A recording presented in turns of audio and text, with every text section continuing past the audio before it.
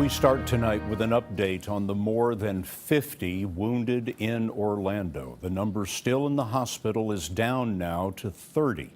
All are expected to survive, though some will be impaired for life.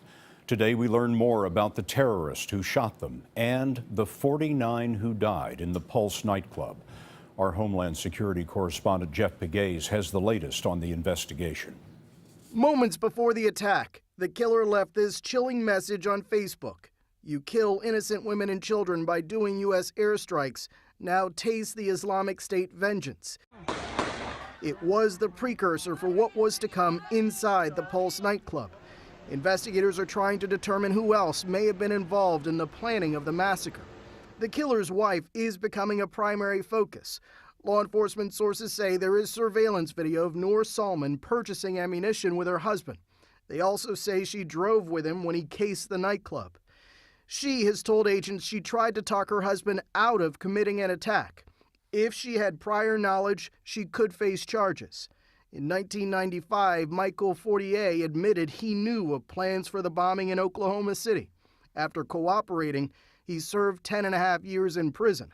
The FBI's Ron Hopper is leading the Orlando investigation. We are continuing to do interviews to see if there's anybody that's associated, whether that means they were involved in the planning or the execution of this act.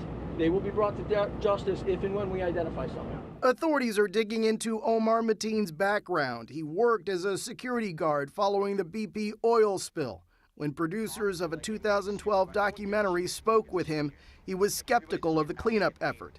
They're like hoping for more oil to come out and more people to complain so they'll have the jobs. They want more disaster to happen.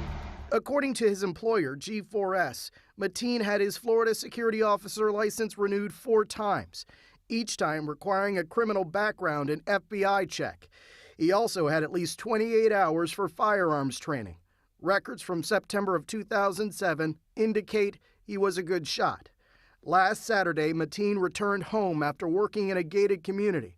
Later that night, he drove himself to the Pulse nightclub, carrying a backpack. By then, he had already posted the Facebook message, which also included this ominous warning. In the next few days, you will see attacks from the Islamic State in the USA. Investigators have found no evidence that Mateen was in direct contact with any radical group. Meanwhile, the St. Lucie County Sheriff has confirmed that he wanted Mateen's employer to transfer him out of his courthouse security job in 2013. Scott, the sheriff, says Mateen made inflammatory remarks about women and Jews and then praised the Fort Hood shooter.